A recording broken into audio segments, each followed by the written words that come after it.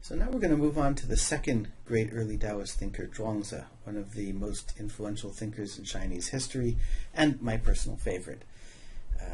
The key idea that we were talking about in the last section, Wu Wei, or non-action, non-purposive action, action without a purpose.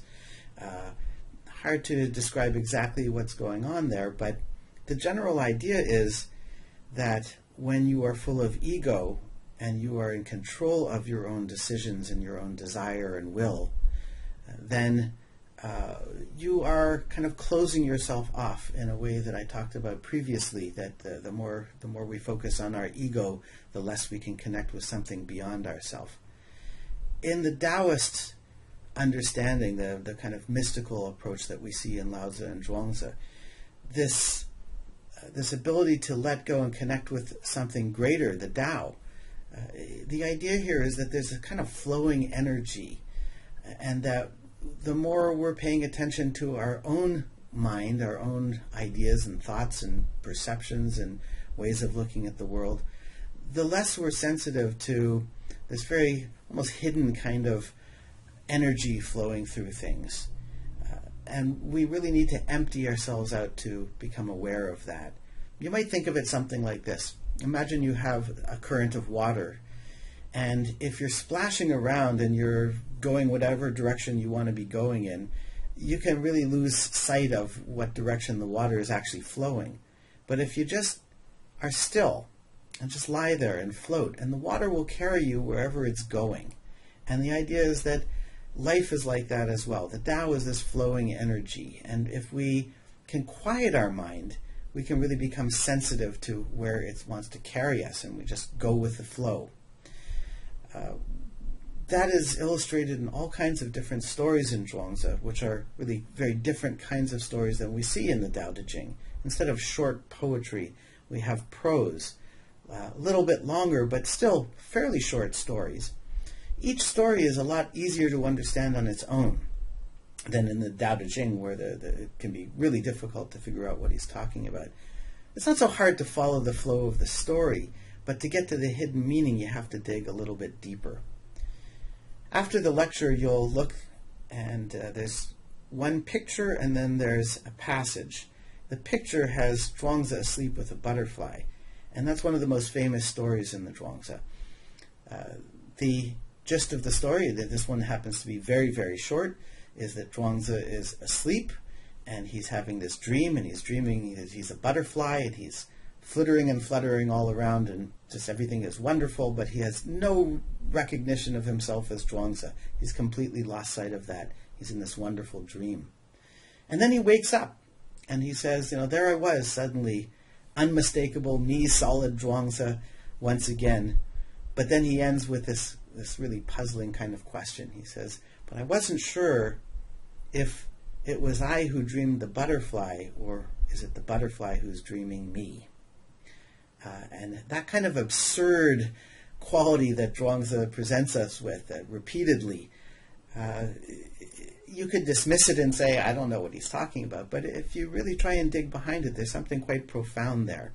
And what I would suggest is that if you let go of the ego and tap into this deeper energy that's flowing through all things, that's the butterfly state. It's worth noting the butterfly is sort of a small creature. The Zhuangzi begins with a story about an enormous bird that has been transformed from an enormous fish. And so he's maybe suggesting of himself he's had a little transformation. Not the transformation of a true sage, but he's made some kind of progress. And of course, he's only been the butterfly for a little while, and he's gone back to being Zhuangzi. And what he's saying there is that he's had an experience where he was just flowing perfectly with the world, completely unaware of his identity as Zhuangzi. He's completely let go of his ego. But then, after a little while, the ego comes back, the dream ends. So which is the dream and which is reality? In some sense, you could say that when you're in that state of flowing perfectly with the world, completely oblivious to your own ego, and just perfectly in the moment, maybe that's when you are most really you, that you're completely fulfilling all the potential you have to be in the world by flowing perfectly with it.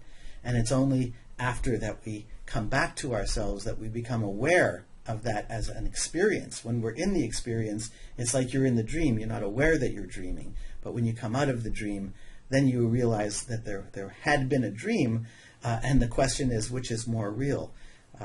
For the Taoists, you're moving towards being in that flowing state, the wu-wei state, as much as possible.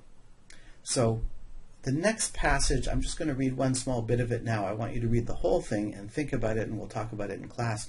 But the key part of the passage is this part where Kukding is cutting up oxen. That's what he does for a living. And the lord of his state, for whom he works, comes down and watches him work and is really impressed and says, wow, that's amazing. You have such skill. And this is how he describes his own ability to cut up oxen. He says, what I care about is the way which goes beyond skill.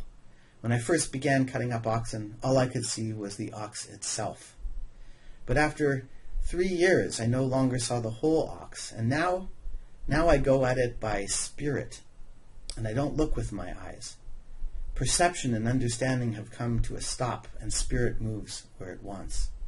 I go along with the natural makeup, strike in the big hollows, guide the knife through the big openings, and follow things as they are. So I never touch the smallest ligament or tendon, much less a main joint. So what I want you to do is to go and read that entire story about Kukding, and we'll talk about it in class, but think about how it relates to this idea of wu-wei. And then finally, as the last exercise, I've asked you to reflect on this question about how can you think of a concrete example like the Kukding example where you are just sort of perfectly going with the flow. Think of some examples from your life and then reflect on that in your paper, because this idea of wu-wei is not meant to be just philosophy. It's meant to be a deep religious experience, and it's something that we have all had some kind of experience of, and what Zhuangzi is trying to do is, in a sense, awaken us to what allows us to go into that experience so that we can be one with the world more of the time than we typically are.